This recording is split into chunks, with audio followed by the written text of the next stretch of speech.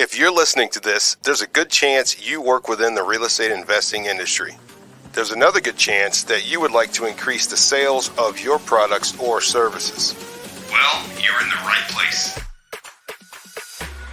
United States Real Estate Investor is a platform you need to place your brand directly in front of your target audience. With our focused, growing audience of real estate investing beginners, enthusiasts, and seasoned professionals, you can continually reach our captivated viewers and listeners with ease. To learn more or to get started today, just visit UnitedStatesRealEstateInvestor.com/advertising. That's UnitedStatesRealEstateInvestor.com/advertising. Get ready to increase your brand awareness and your bottom line. Attract clients with content.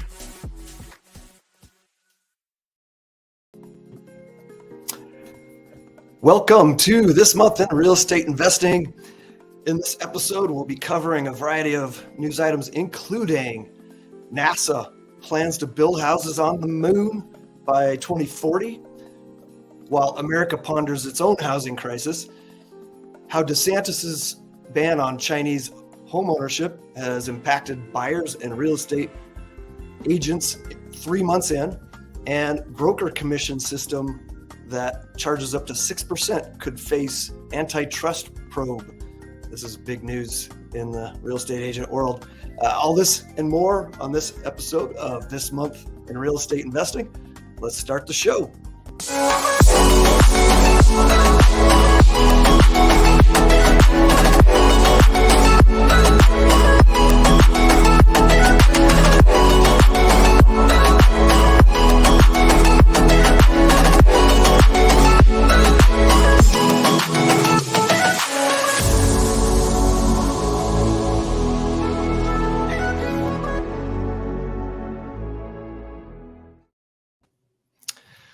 All right, I'm your host, James Brown, and I show people how to make safe double-digit returns through our hybrid investing model.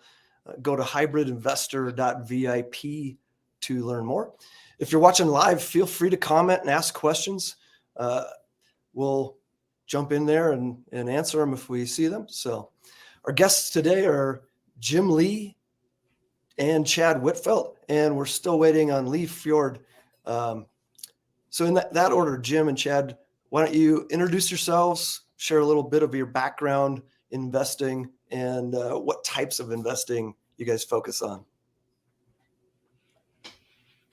Sure, I'll go first. My name is Jim. I'm from Southern California, Los Angeles. I received my Bachelor of Science degree in economics from UCLA back in 2010.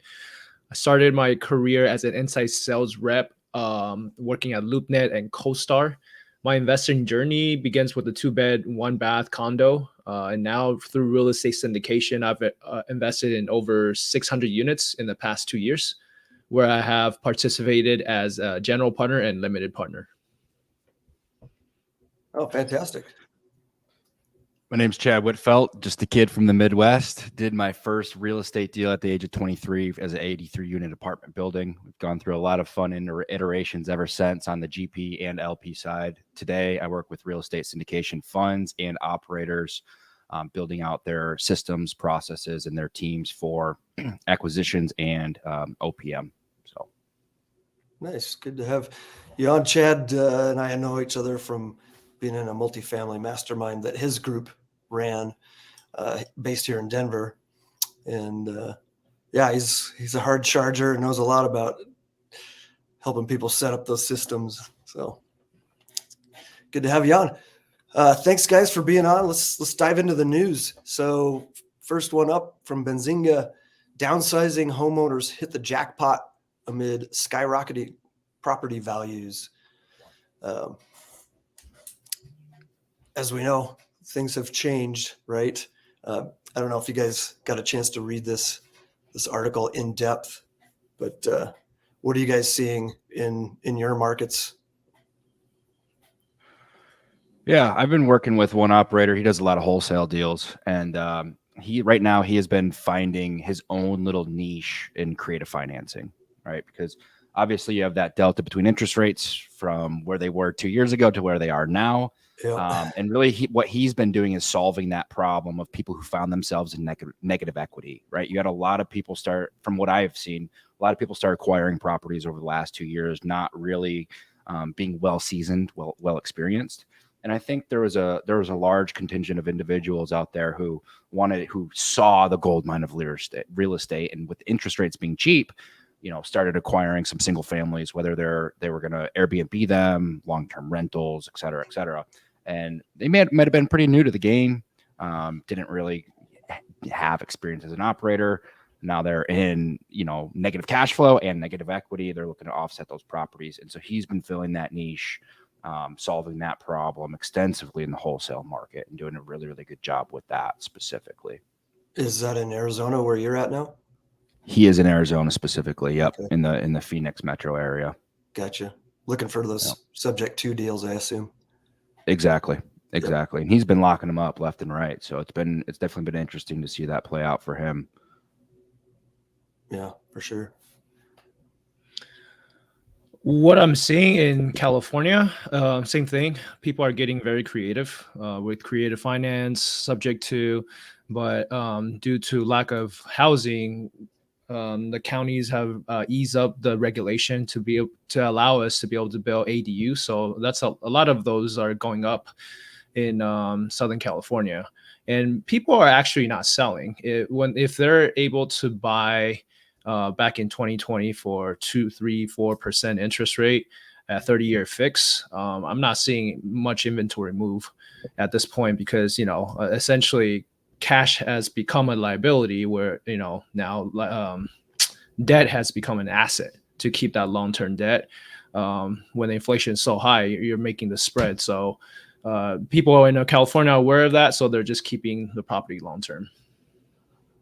Yeah, that's what I'm finding. As I'm a licensed real estate agent, and everybody's, well, pretty much everybody's having a really hard time because just nothing's moving because of what you just said. So, yeah, in that article, it did mention California specifically playing a big role in driving up the prices overall.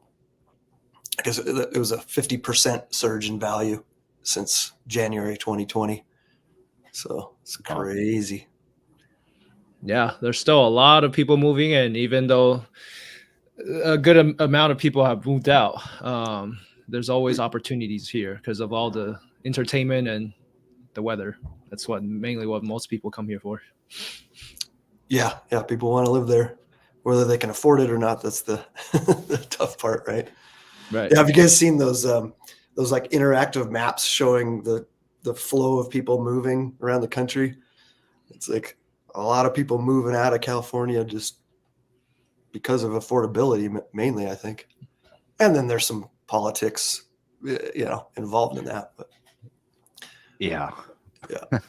we don't need to get into that. Right. All right, let's jump to our next one from United States Real Estate Investor. Commercial real estate crisis, severe imminent crash expected. We talk about this on the show all the time. I don't know if you guys have any feel for commercial real estate yourselves, since you're more in multifamily, but high interest rates are affecting commercial for sure. Absolutely. Yeah, absolutely. They are. A lot of the groups that I've been working with have been pulling back on acquisitions, just, walking into that territory of unknown. I think the first thing that comes to mind with this article is a lot of the ambiguity around crash, right? Because that means something completely different to so many different people. And I just have a hard time with buzzwords like that, because crash to one person, an anxiety-driven person, crash, oh my God, the market's going to end. It's crazy. Don't look at real estate, right? And then to the other person, I guess maybe me, like, well, really? Like, what do you mean by a crash? Like, is the world is the real estate market coming to an end?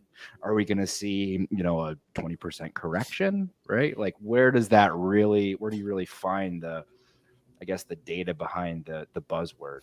And so I think for me, this phase that we're in right now, I call it the amateur shakeout. I think over the last several years, real estate in general, it really doesn't matter what strategy you came into the market with. If you're wholesaling, flipping, sub twos, syndications, et cetera, all of which had a massive influx of amateur saturation, right? Meaning, let's just use an arbitrary example. You're calling Joe in Phoenix for a 30-unit apartment building, right? That's your buying criteria. You call up Joe, you say, "What's up, Joe? I'm Chad. Looking at deals. Took down a couple in your market last year." He goes, "Chad, I've talked to like 4 guys who told me the exact same thing today." Right? You're not really getting that pushback anymore, right? You did the last few years because of that amateur saturation falling out of the market. And I think right now we're kind of moving into a phase of survival of the fittest. I mean, especially in the commercial space, where if you're not a legitimate operator, capable of not only cycling deals on the money side, but also just, from financing to even just wanting a broker to work, even having a broker that actually wants to lock up a deal with you and trust you, like you got to be a legitimate operator right now, or you're just kind of dead in the water, I think, at least from what I'm seeing. Makes sense. Yeah, I second everything that Chad has to say. I'm into real estate multifamily syndication deal in the past year, and I'm seeing that I've pretty much slowed down on acquisition. I haven't acquired anything in the past year, but mainly is because to work on operation, and that's what I'm seeing. Is that right now it's like that what the Warren Buffett quote says, once the tide goes out, you'll see who's swimming naked. And that's what's happening in the market right now. A lot of these deals are going underwater in negative cash flow because of rising debt costs and rising insurance. I have these multifamily apartments I syndicate are in Florida, and the insurance has nearly doubled or tripled since a year ago. So with all these rising debt all these rising expense, it's pretty much all we have to do is cut down as much cost as we can and increase revenue in creative ways, right? To charge people for more for parking, carports, garage, or install a car washing station, digitize like laundry mat, and just any creative ways you can make more revenue to keep the operation moving, so that we don't have to go to the next step, which is the capital call. So yeah, that's what I'm seeing. Yeah, it's that financing on those big projects is a tough one, especially they're usually 5 to 7 years, and then you got to refi. And if you've timed that wrong in this spot where it's just not going to cash flow, that's going to be a problem, which is people start defaulting, which is starting to rear its ugly head. Then it's affecting the banking sector. So it's, we're in for a little bit of a ride. All right, let's look at the next one from Benzinga. NASA plans to build houses on the moon by 2040 while America ponders its own housing crisis. This was crazy. They're talking about deploying a massive 3D printer to the moon and actually utilize the whatever's up there, lunar concrete they call it, moon rocks, dust, whatever, and create structures for astronauts and civilians. But I don't know. Interesting. $57 million contract was also part of their plan there.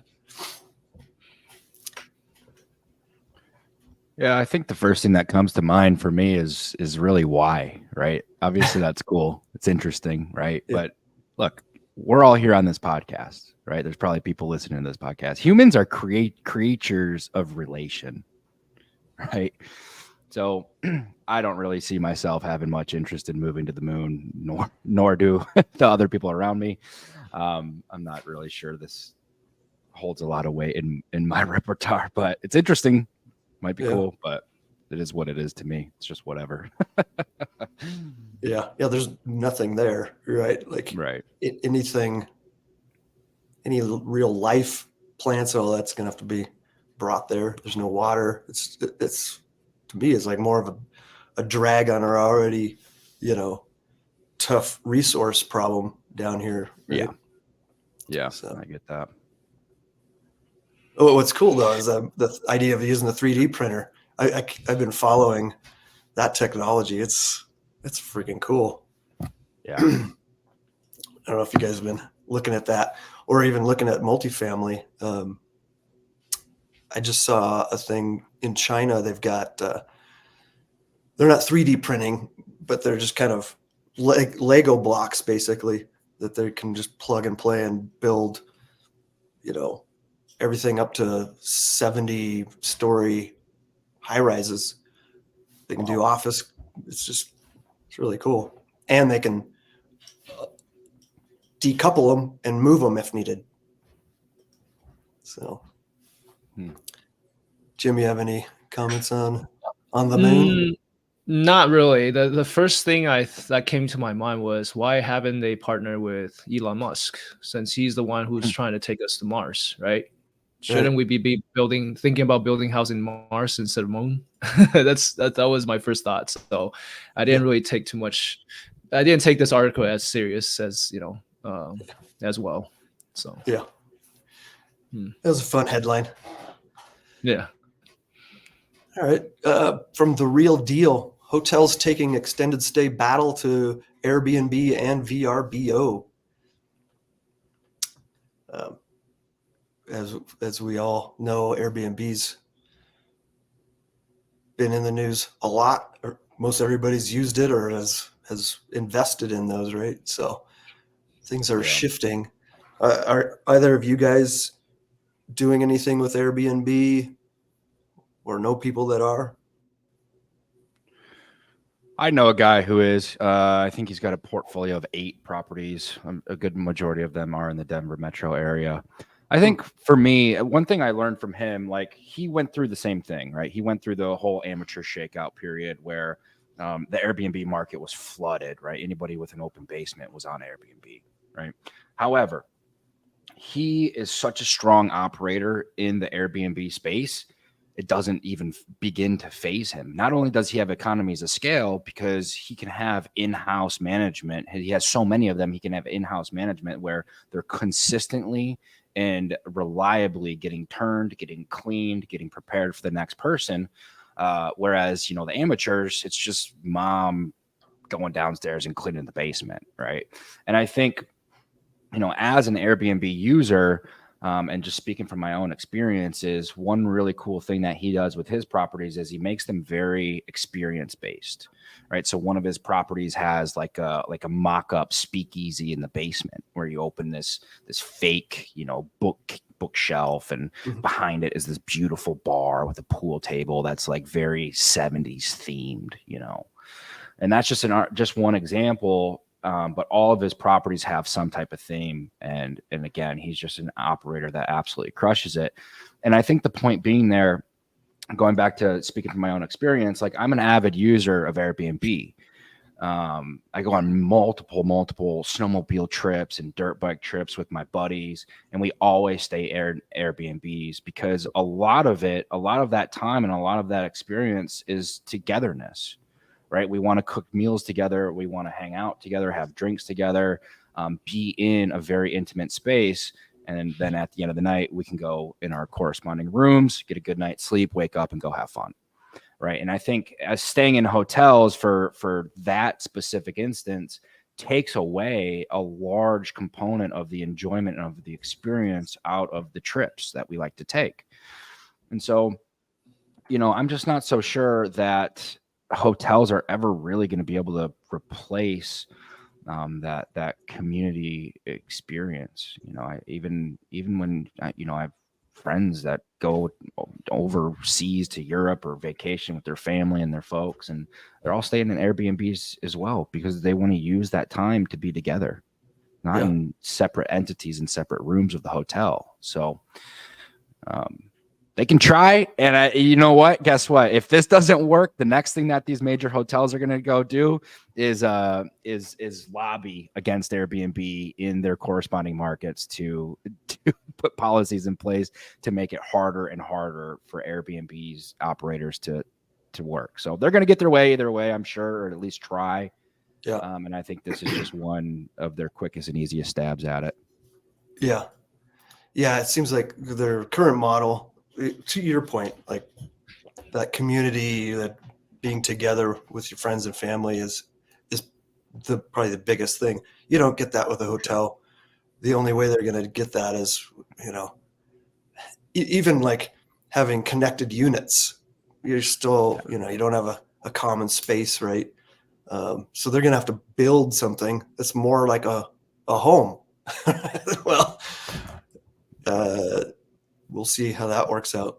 There's a lot of projects in the article. It does list a bunch of different projects. It didn't dive into the details, though, of how they're trying to, or if they're even trying to compete on that level for that purpose. Right.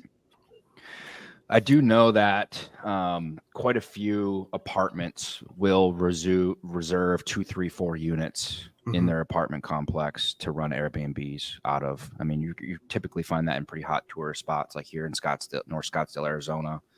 I know that is fairly common in these A and B class apartment buildings. Yeah.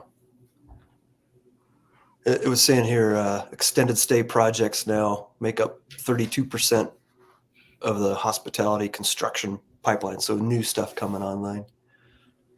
So, hey, let's hope it works out for them, because I don't have much confidence, but yeah, we'll see. All right. Hey, go ahead, Jim. I'm going to talk a little bit from a different angle. I love Airbnb. I'm a millennial. I love their experience. I love, being able to, like what Chad said, just travel with friends and have our own space and create memories. But I also like to speak from the angle from the hotel side, because I am a globalist from Hyatt, which is the highest tier, and I get pretty good benefits. And the reason why I use Hyatt is for, I go out and travel and network quite often. And what I do to cut down costs, usually I use my credit card reward points to exchange for hotel stays. And Hyatt is one of the best hotel that provides that for me. And, amenities such as like 4 p.m. late checkout, or being able to make reservation for anybody without you being there, complimentary breakfast and food and stuff like that. It's really helped me cut down a lot of costs in terms of exhausting when I go out to for business expense. So I like Hyatt for that reason. And I think they do a really, really good job of competing against the Airbnb space. So I use both of them. I get the best of both worlds, so to speak. So I just want to speak from that side of the equation, because I know everybody is pretty bullish on Airbnb, and just like what Chad said, I think all the amateurs will just get wiped out if you are not a resound operator, if you don't take Airbnb as a full-time business. Yeah, cool. Yeah, thanks for sharing that perspective. Yeah. Hey, anybody listening in, watching live, post comments and questions in the chat. Let's keep this going, make it interactive. Until then, let's take a break and learn from one of our sponsors. Hey, it's me, Antonio Holman, founder of United States Real Estate Investor and producer of This Month in Real Estate Investing. Are you ready to ignite your financial freedom with what has been called the hottest REI strategy around, or should I say strategies? Enter Jason Palliser's 2-day investment blueprint, where you will learn the secrets that the real estate investing community doesn't know because they never had a reason to before. With Jason's 2-day investment blueprint, you will learn how to tackle real estate deals with over 40 different strategies, which means your chances of losing another deal nearly disappears completely. In Jason's 2-day life transformation intensive, you will learn how to generate more deals, close deals faster, win more deals over other investors, multiply your real estate deal strategies, and much more. Jason's 2-day investment blueprint can help you grow your REI business to 6 and 7 figures faster with much less aggravation.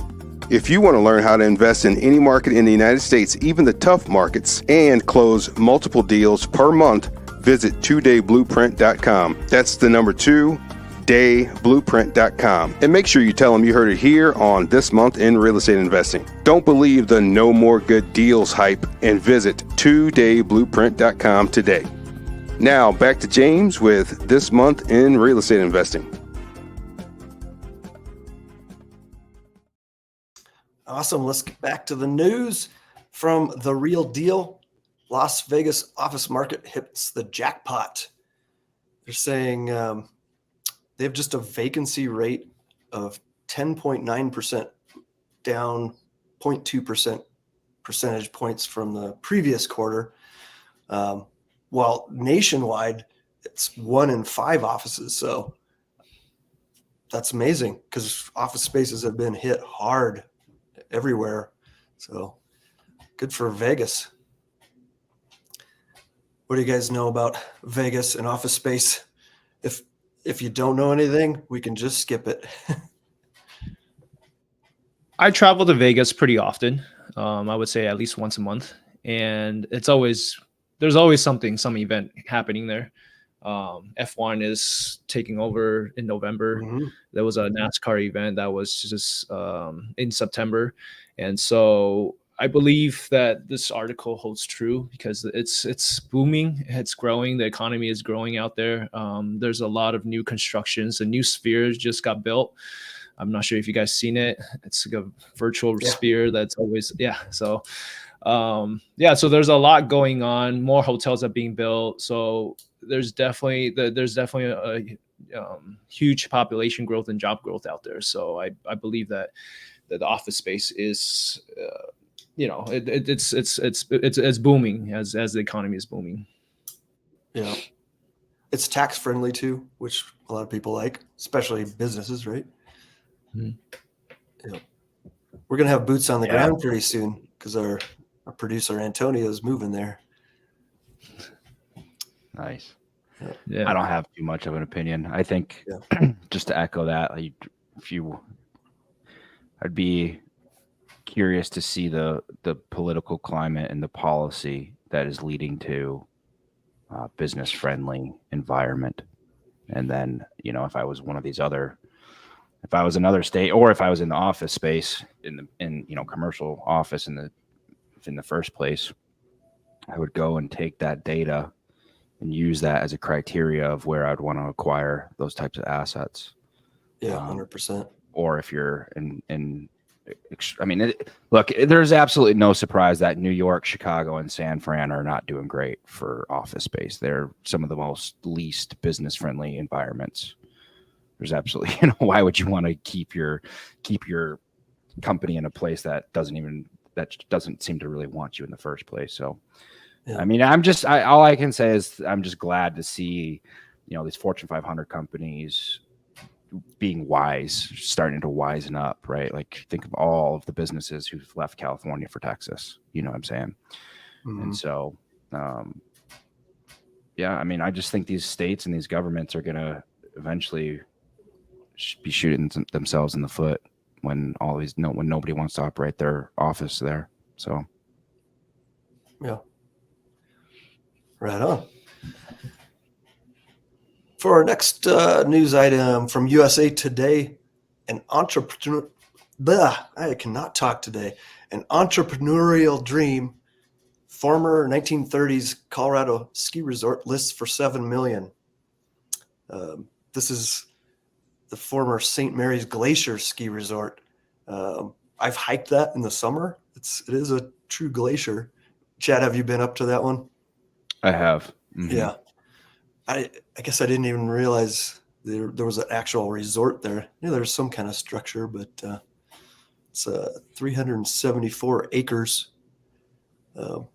It shut down in the 80s, so it's just been sitting there. I'm sure they're just going to have to rebuild everything if there's even anything there. But I guess they're getting 6 to 12 inquiries a week, so there's interest in it for sure.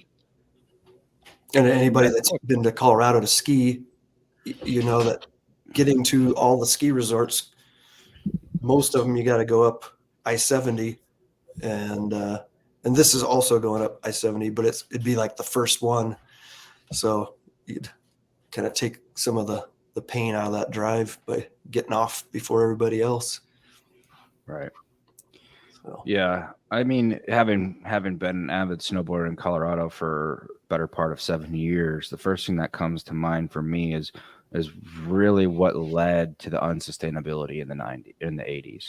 Mm-hmm. Because you got endless. You got Eldora, Vail, Breck, Ski Coop, like the list goes on and on and on and on. Yeah. Right? Was it really you weren't unable to sustain it, or did you just get absolutely smoked out of the market by Vail Resorts? Right. Yeah, because I mean the terrain, the variety of terrain, and levels like greens to blacks, you get all that with a big resort like Vail. But St. Mary's, I don't know that there's what the variety is going to be, right? So. Yeah, and furthermore, like Vail Resorts just has such a stronghold on the ski industry and to begin with. I mean, if you go look at all of the ski resorts owned by Vail Resorts, it's absolutely endless. And so you buy their pass and you get access to all of them.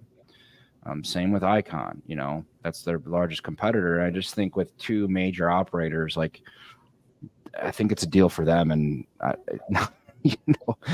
like. Yeah. Maybe one of those will gobble it up.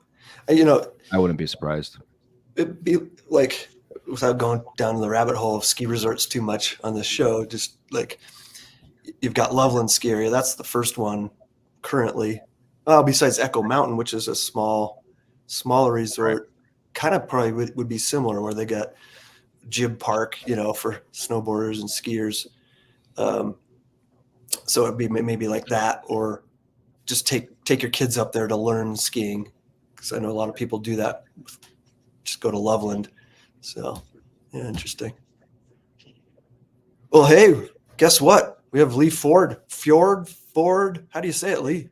Fjord. Yeah, it's like a yeah instead of a ja. Yeah. I've been to fjords. Oh yeah, they're beautiful. Inlets from the ocean surrounded by mountains. And I jumped in late. I had another meeting run long. Yep. And you were talking about Epic Mountains. Yeah, I'm an Epic's annual ski pass holder, and our home mountain is North Star in Tahoe, California. Oh, okay. Yeah. Gotcha. Well, hey, since you just jumped in, give everybody a little background on where you live, obviously there, and what you do in investing. Yep. I am a full-time multifamily real estate syndicator. I help private investors invest into real assets without having to be a landlord. I am based out of St. Louis, Missouri. I have about 50 million assets under management today, part of a team that has around 350 million in separate piles. But I control and run and asset manage the portfolio that makes up about 50 million of that.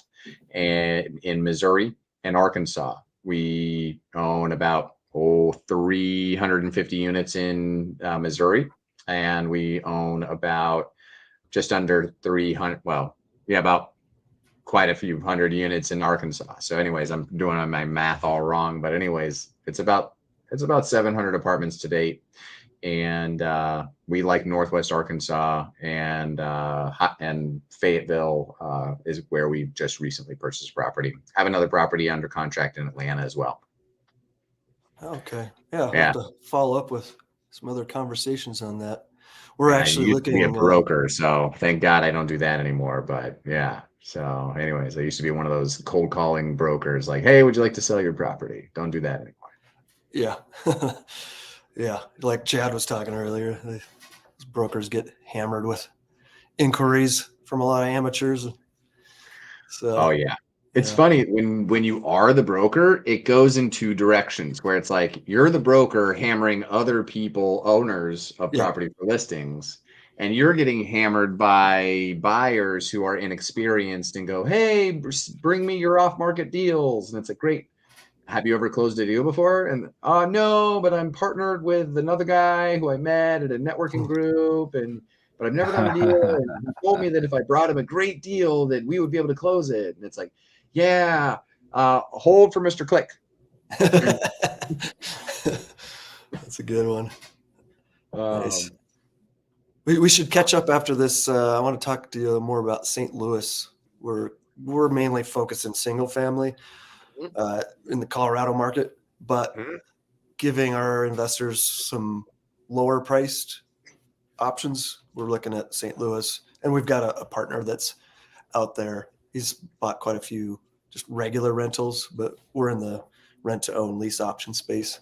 So looking at that, but also pivoting to giving our investors options to invest in multifamily and other bigger asset classes. St. Louis is a great town. You just have to know where to invest and where to avoid. And if you are going to go into those neighborhoods that are a little bit harder, you have to have a very strong property manager, who's going to be able to hold the tenant accountable to the terms of the lease. That's the hard part. 100%. Yep.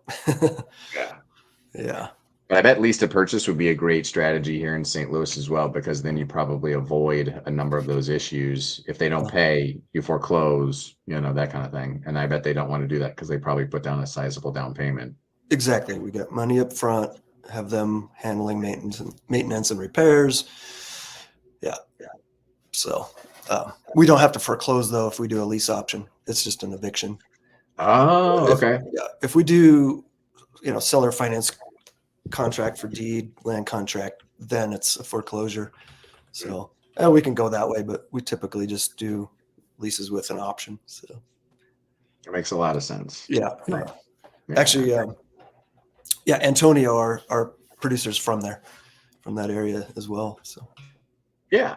I really like it. I live right in the center of the city, so have opportunity to be able to get all around town. And we also have 25 doors that we own here in St. Louis that are just like ours with no investors or anything, and do a mixture of long-term rental, mid-term rental, and short-term rental in those. So yeah. Cool. Well, hey, let's keep things moving. From NBC News, how DeSantis's ban on Chinese home ownership has impacted buyers and real estate agents 3 months in. Lee, do you have the notes for that pulled up? I don't have that pulled up. Yeah. Okay, so you can follow along with what we're doing. So, did either of the other guys read this ban on Chinese home ownership? And what are your thoughts on that? As a former, Florida resident, I can see why they would want to that. I lived in Florida for 15 years. One of the places where I lived was in Orlando, Florida, where that's a really big demand. They like to buy in, out of country investors love to buy in markets that they know about, markets like New York, Miami, Orlando, where everybody knows Disneyland. So then when they're thinking about where they would want to buy a property, they would think about, Miami or Orlando because they've heard of it before. And it makes a lot of sense. I would imagine from a inventory standpoint, it probably constrains it. But at the end of the day, there's a lot of people who are in-country investors or from other countries than China that would probably be good quality buyers to buy those same properties anyways. I think that we have to control the flow of capital and who owns the real estate in our country as a whole. Generally, there's laws in place for that for a reason. I don't know how extreme you really want to take it as like designating like one country is not allowed and other countries are, but I think there's a reason why he chose to not allow, Chinese investors to come in and acquire more assets in Florida. But yeah, don't have like a specific opinion. I mean, there's plenty of other countries that come to specifically Florida and buy up tons of real estate other than just China. Yeah. You know, folks from all over the world come to Florida and buy assets. You know, Brazilians, you know, with oil money, love Florida. They love coming and buying real estate in Florida. Yeah. I know we've got an investor, a pool of investors from Argentina, and they just got the blinders on. They just want to buy in Miami because that's what they know. That's where they like to go vacation. So we talk about like Minnesota, where we've got a partner. They're like, what's that? I have no interest.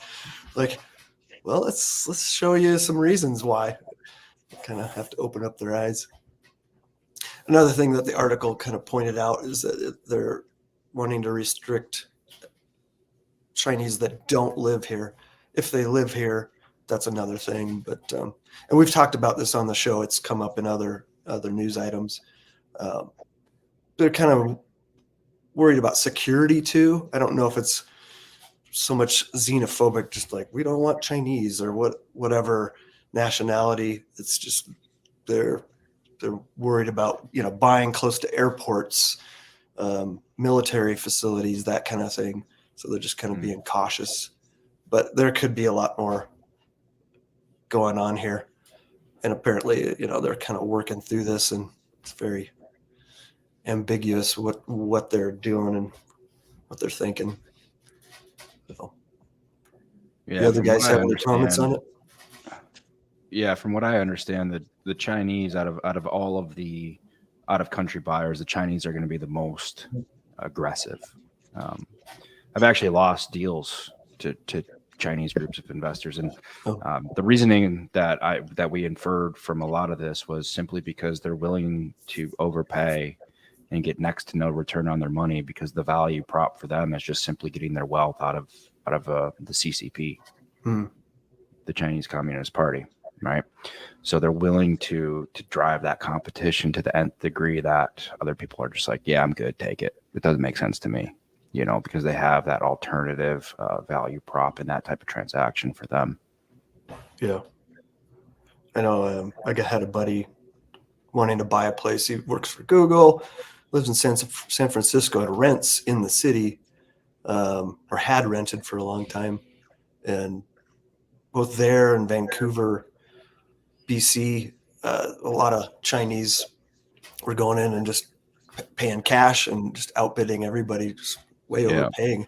They're like, what is going on here? He just wanted to buy a home for himself. So he's getting a little frustrated. But yeah, it's interesting to hear what's going on in the background with their thinking for doing that.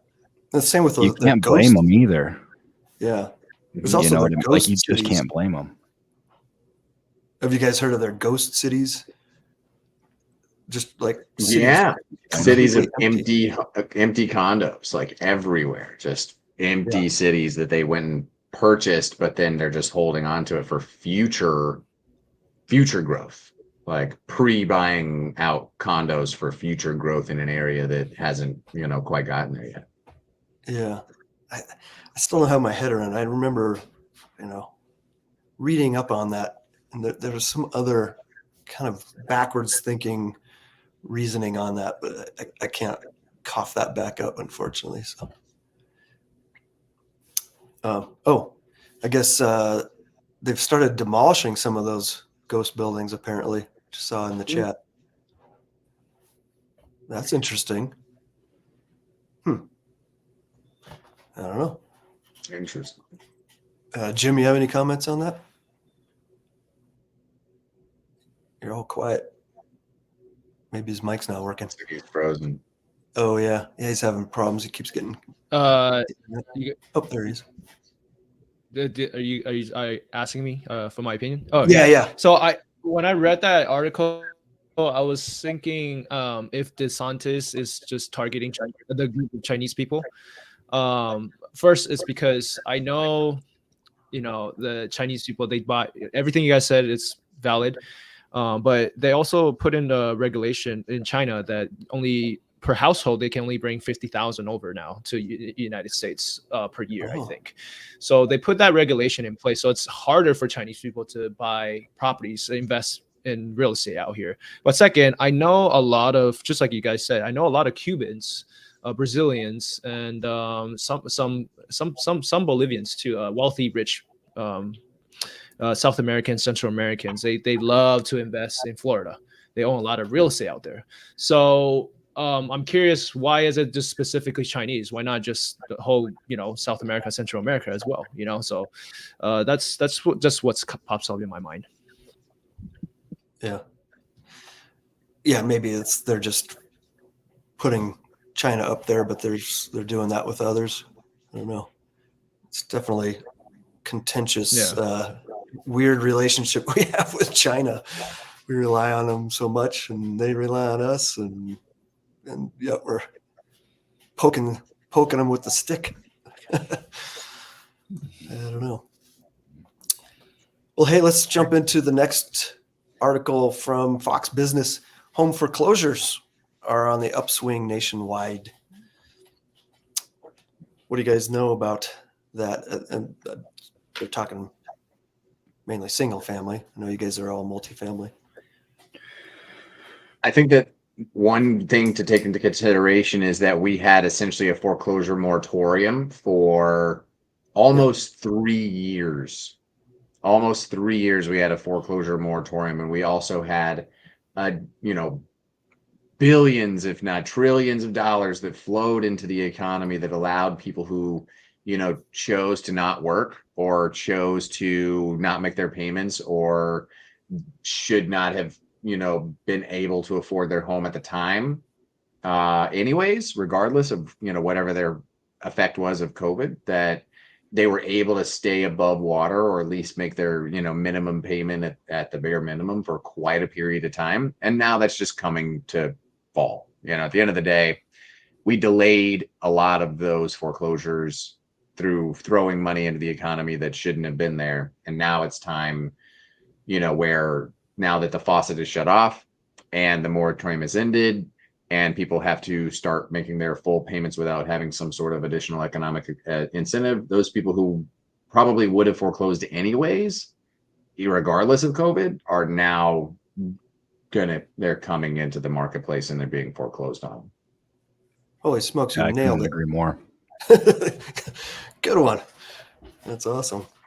Yeah, the article tackle that a little bit further. What I've noticed, I have quite a few friends in the fintech space, cyberspace, and a lot of these major companies are on hiring freezes, layoffs, etc. And it makes me think and kind of speculate out, like, if we look what happened when Musk acquired Twitter and got rid of 70% of the staff, and so between, obviously, interest rates not only affect real estate, but also it does certainly affect these large companies as well, mixed with just seeing such a public spectacle of slimming down the herd per se. I definitely think a lot of these larger companies in the fintech and cyberspace and et cetera are kind of following suit. And so I think really just in a broad sense, that higher caliber of labor force right now is having a hard time between transitioning to a new job after the whole COVID thing.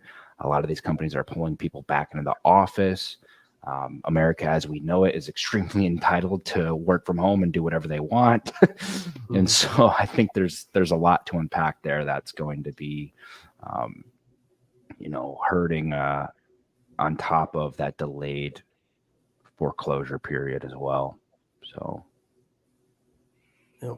it was saying current levels are well below what was seen in 2008. So even though it seems like the dams burst and the sky's falling, the reality is that it's not crazy, and we don't expect it to be anywhere near 2008. Fingers crossed. Right. Jim, did you have any comments on that? I mean, everybody covered pretty much everything I have in mind. The only thing I have to say is unemployment hasn't come down, even though we have rising debt. So I wonder how that's going to play out in the next year. Because that's where it comes down to, right? If people cannot afford paying their mortgage, they would be jobless. But right now, economy is still very strong. So I just don't know how. And I'm not seeing any foreclosure, especially in California. I don't know about you guys in other markets. So, so there's still a lag time. I believe it's still going to take a while for all this to play out. Yeah. I know there's some guys that are, in the REO space in my EXP group that, went through the last downturn, did a ton of work on that, but they're not seeing much. It's starting to pop a little bit. They're kind of getting ready again, where it was just like crickets, for quite a few years. But I know like Texas, there's some things starting to come about there. But like I was asking, hey, what's going on in Denver? Should I be ready? Should I be starting to learn that space? And the answer was no, nothing's really happening. A few things popping up, but nothing to get too rallied behind. So, well, hey, let's take a break and hear from our next sponsor. It's me again, Antonio Holman, founder of United States Real Estate Investor and producer of This Month in Real Estate Investing. One of the best ways to increase your company's brand awareness and increase warm leads is to create written content online. But as we know, content creation can be very time consuming and not very cost effective when having to pay professional copywriting fees. It's time to use REI Content Packs. REI Content Packs done-for-you content packs give you the tools, flexibility, and cost-effective way to increase your brand's visibility and online presence without spending hours or even days stressing on what to create. REI Content Packs are a collection of high-quality, ready-made real estate blog articles exclusively created for the real estate investing industry. Can you imagine the possibilities if you could do 2 to 3 more deals per month without increasing your ad spend? REI Content Packs can help you do that. Can you imagine getting unlimited online traffic, increasing your Google ranking, getting more leads, and making more money? REI Content Packs can help you do that too. To get started increasing your brand's content and lessening your workload, head on over to thismonthinrealestateinvesting.com/REI Content Packs. That's thismonthinrealestateinvesting.com/REI Content Packs. It's time to get off the online marketing hamster wheel. Try REI Content Packs today at thismonthinrealestateinvesting.com/REI Content Packs. Now back to James and This Month in Real Estate Investing. All right. From Business Insider, why the housing market sucks for both buyers and sellers. In that article, it did say that sales are projected to plummet to 4.1 million, which is the lowest in a decade since 1995, I believe it was actually saying. So it's all driven by mortgage rates and home prices. What are you guys seeing? I think that this is an effect of the fact that there's been so much cheap money that was put into the marketplace. And I can tell you right now, I'm in my home office in my basement of a duplex that my wife and I bought on a VA loan during the middle of COVID. We put 5% down on it. So we bought it for $500,000 approximately. We put $17,000 down on it. We have a fixed rate mortgage for the next 30 years at 2.75%. We have a tenant who lives upstairs that pays $2,600 a month.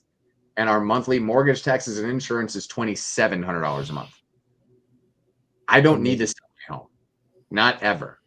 Never, ever will I ever sell this property because of the fact that their interest rates are so low. You couldn't, if someone walked up to me and offered to pay $600,000 for this house, we bought it for $500 a year and a half ago, I wouldn't sell it. Yeah. And they wouldn't buy it for $600 because the what rate that they would be paying would be, you know, what, 5 right now for a standard mortgage today. 7. Not a commercial loan, but a normal FHA loan is what, 5, and I'm 7. at half that. So their Yeah, no. mortgage would be double mine, and they Yeah. would not do it. It wouldn't make financial sense for them to buy it. So those who were smart and refinanced or acquired assets when the interest rates were so low should keep them Oh yeah. forever. Yeah, they're not And moving. they probably overpaid. Like they probably overpaid, and if they were smart owners and or investors, they should have overpaid in order to buy a great property back then. But then guess what? Because people overpaid, now homeowners thinks their values, and the comps say that the value of your home should be 600, but it's not worth 600 because this same buyer today can't afford to pay 600 for it.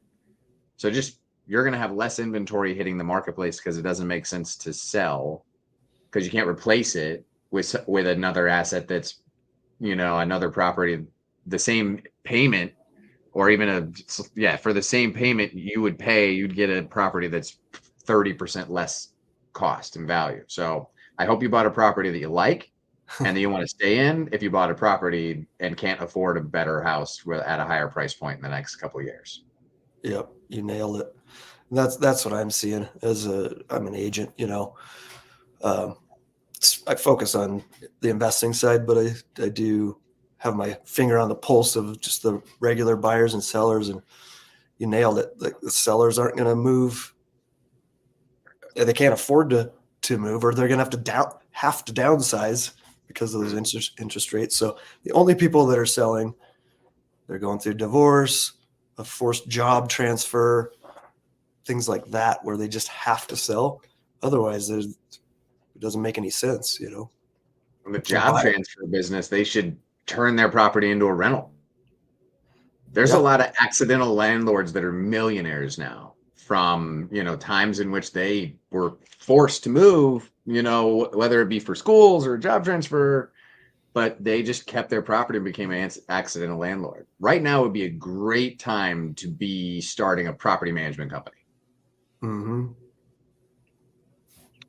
Yeah, I think all. Sorry, go ahead, Chad.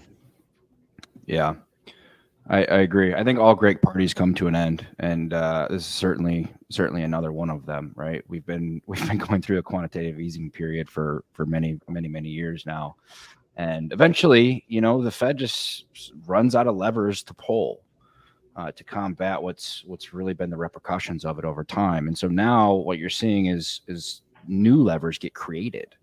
Right? We have, you know, Biden's attempt at creating programs to low income people be able to afford to buy a house with no money down and next to nothing interest rates, et cetera, et cetera. So now we're not only did we run out of levers to pull, but now we're creating more of them. And it'll just be interesting to see how this all plays out. But point being, like, yeah, of course, the market can suck right now for both buyers and sellers. But at the end of it all, it's just like, well, what did we really expect? Yeah. Did we really expect to come from all of this, guys? Like, so it's, to me, it's comical, unfortunately, but you know. Yeah. I have these conversations with sellers that, you know, they're thinking in the past of what their properties were worth and having to come to a realization that it's not worth what it was. So I'm seeing tons of listings that they're doing price reductions, you know, and part of that's the fault of the agents that are letting the seller steer the ship when they should know better and start at a lower price that's reasonable, that's actually going to get traction and sell quickly and for the most money. Then the other conversations I have are with buyers. Everybody's like, there's no getting around affordability, for one, right? An 7-8% loan, they just can't afford what they could before, right? So they're having to come back down to reality, but they're also sitting there going, oh, I'm just going to wait until prices come down a little more and those loan rates come down. Well, they should actually kind of think about it differently. Even if they get in at a 7% rate right now, get something they can afford. If the rates come down at least a point, they can refi, and not be in competition with every other buyer that is waiting for those rates to come down. Because as soon as the rates come down to where people think, okay, now it's time to buy, then we're back into, offers over asking and that same nightmare that it had been for buyers. So they got to just kind of get the big picture and think about, well, maybe now is the time to buy. So that's my rant for the day. Especially if you can afford a large down payment in order to offset the affordability factor. If you can do that, if you can come to the table with 30% down and just decrease your debt, then that will help your affordability. So True. You have to ask people to do the one thing that Americans don't ever want to do, which is make sacrifices and save money. Make sacrifices. Sell your BMW and buy a rusty Honda. Move out of that, 3-bedroom because you need a separate office into a 1.5 bedroom. Like, people don't like making sacrifices. They'd rather just not save and just be renters for life. And those people, I'll happily provide them with a home. I have 700 places for them to live. There you go. And grow. Nice. Okay, so our next article from the New York Post: broker commission system that charges up to 6% could face antitrust probe. Are either of you guys, looks like Jim dropped off, you familiar with this lawsuit? Yeah, I think it's absolutely crazy to consider it antitrust, considering how many different brokerage firms there are in the industry. There's, probably 24 national brokerages that have probably the majority of the foothold, but then you have all of these micro brokerages in every single town and neighborhood and city across the country. And each individual agent in each one of those offices has the capability to set their own fees. And each seller has their opportunity to be able to negotiate that fee with that agent or broker every single time they sign a listing agreement. Yep. So how do you have a antitrust issue?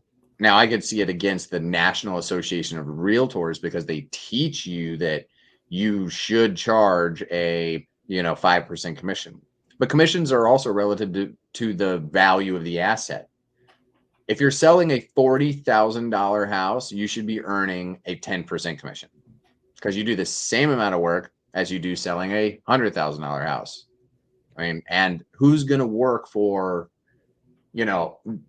a buyer and a seller to get a property across the finish line that is only making, when I was an agent, as a residential agent, every single transaction took at least 20 hours of time minimum. And that was even on the broker side, like on that listing side. So if you're working 20 hours and you're making, $1,000 on a $40,000 house, I mean, you only have one factor that you're going to try to do. You're going to try to minimize that number of hours you dedicate to actually truly marketing in that property for sale. Yeah. So, yeah. Yep. 100%. Yeah. The and percentage. You get what you pay for at the end of the day. Every time. Every single time. You get what you pay for. And that agent will sell you who does better, who's a better negotiator, who has a team of 4, assistants underneath them. Your property will have better photos. It'll sell faster for a higher price, but they're going to charge for it because they have expenses. Or you can hire your Aunt Florence. She's going to go in there with her iPhone and she's going to take pictures with her own phone because she has no staff and no skill when it comes to negotiating and no capacity to actually truly professionally market your property. So you always get what you pay for, and you can always find somebody to sell your property for a 2% commission if you want to. Or you can do it yourself. You can. Good luck. Figure it out. And how much is your time worth, Mr. Doctor, selling your $1 million house? And then also miss little old lady selling her $40,000 house. How skilled is she going to be at selling her own home? She's going to end up getting taken advantage of by some off the street buyer snake, who's going to buy her house, as opposed to they'll buy it for 40, but it's really worth 60, and have no one representing her best interests. You nailed it. Nailed it. Wow. Yep. It reminds me of one of my buddy's companies. He does solar panel cleaning, and he's easily double the price of everybody else, easily. And people call him up for a quote all the time. Man, you're twice the price of the last guy we called. Okay, great, go with him, no problem. But Mr. Customer, let me ask you this: do you know if they use these chemicals, and these chemicals? Are they licensed for that? What happens if somebody slips and falls off your roof? Or do you know if they're actually fully insured for that level of risk? And you just list off all the reasons why, they're the white glove service, right? And ultimately, he found the perfect niche of high net worth, affluent individuals here in Arizona, and he can charge double the price because he offers double the service. And, that's the beauty of America, right? Where you live in a capitalistic society. And I couldn't agree more with you, Lee. Yeah. Quality. Always. And yeah, they have options. You want to list your house yourself? Go for it. Go for it. Put it on Zillow. Yeah. Yeah, this is going to be interesting. I mean, it's the Department of Justice is suing NAR, National Association of Realtors. But also there's some other lawsuits popping up. And some of those big brokerages like Keller Williams, they're like a McDonald's, who are you going to go after? You're going to go after the big ones, right? So there's some big numbers they're talking. And this I don't know what it would mean, but if NAR goes down because of this, it could really shake things up. And the other thing that this is kind of talking about with the commissions is that, currently, they're talking about the 6%. That's a target, sure, where the listing broker makes 3%, and then they pay the buying broker 3%, as an example. If this goes down, they want it to be transparent, for one. Fine. That's what we've been doing with my group at EXP is making that transparent, so the buyers can see what that buyer agent is making. But this is going to kind of split it off to where the listing agent could just get their 3% and not offer to pay the buyer agent. So the buyer agent's going to have to get an agreement with their buyer to have the buyer pay them directly, where normally it came out of that 6%, say, was coming out of the purchase price of the house. So they would raise the price to cover that, right? In this case, the purchase price is going to be lower, but a buyer is going to have to come out of pocket with whatever they agree to. And most buyers don't have that money, especially new home buyers, where they're trying to get in with as little down as possible. And they're going to have to work out something where they have, maybe they have to borrow that from outside the transaction, or like maybe they just, what we've been doing is they can offer more for the home and fold that extra commission into their loan, which is you write it in on the HUD. Yeah, you just write exactly. it in on the HUD as another closing cost on the buyer side. Yeah. Easy day. You just take out a slightly higher loan or put a slightly higher down payment on it. Right. But it sounds like they're trying to eliminate that. So that's not an option. That's gonna hand tie everybody, right? In commercial, there's no buy rep fee. The listing agent does not split the commission at all with the buyer's agent. And if the buyer decides that they need their own independent representation on the contract, outside of their normal legal fees that we pay for attorneys to do, then you have to eat that cost. The buyer very rarely do large scale commercial brokerages split the fee with another broker from another office at all, ever. So you're also dealing with a completely different type of person. Someone who's buying a commercial asset should be, a more sophisticated person than someone who's buying their very first home.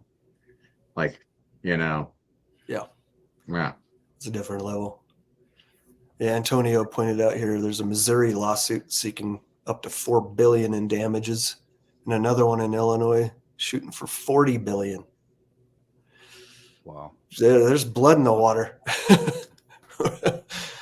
I never really understood the value of, they have the National Association of Realtors is really just to be able to get people to pay fees and then take training classes on how not to screw over grandmas. That's literally what they try to teach you. That's the only use they have. They make you sign a piece of paper that nobody ever reads. It's really just a fee structure for them to make money. And the association, I've never seen any value in the Association of Realtors at all. And I think that if they end up folding because of this, the industry will stay the same. The corporations and the major brokerages control most of the laws that happen in the states, not the Association of Realtors. There'll just be fewer lobbyists, and agents will pay fewer fees, whatever it costs. I don't even remember what it is, but it always seemed like just one thing that you're like, whatever, I have to do it. Yep. Yeah. We're required to be members of that. I think it's $600-700 a year. Yeah. Like it's like, you pay $700 a year to sign a piece of paper that tells you don't screw over grandmas. Yeah. Your broker should hold you accountable to that. And that's why you have E&O insurance too.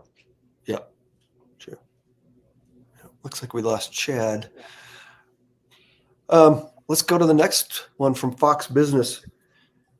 Real estate powerhouse rejuvenates downtown Miami with $1.1 billion investment. Let's see. Over the last year, downtown Miami's seen over $15 billion poured into nearly 20 real estate projects to meet the demand for residential, commercial, and hotel spaces. Yeah, so I can take on this one. Thanks. I invest out there in Orlando, Jacksonville. I've seen a lot of population growth, job growth, especially people from California moving there. But also during pandemic, a lot of businesses from New York are moving their operation down to Florida. So that could be an indicator of what's causing all this rising boom in Miami, because everybody's getting pushed down south. And that's why we're able to increase our rent by 55% upon taking over the project in Orlando and Jacksonville. In what time period? This is 2021. Okay. Wow. Between 2021 and 2022. Yeah, that's crazy.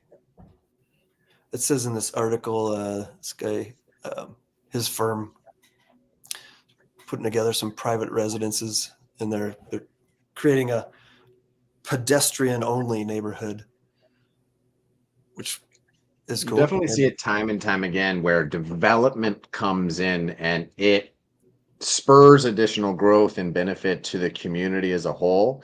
So if you can plant one new development in the center of a community that's struggling, you're going to find that the rest of the community starts growing and benefiting from that one single new development. So I'm pro development. I think that development is beneficial for smaller neighborhoods that may not necessarily be doing as good, and other areas. If your house, and if the house next door gets torn down and some other guy builds a brand new house right next to you, that's a good thing. It means your house is worth a lot more. It means some other guy thinks that your place is worth 1.5 times replacement cost.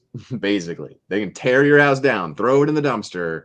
The land value is worth what your house is worth or what that house was worth, and then build a brand new one on top of it. That's a beautiful thing. Yeah.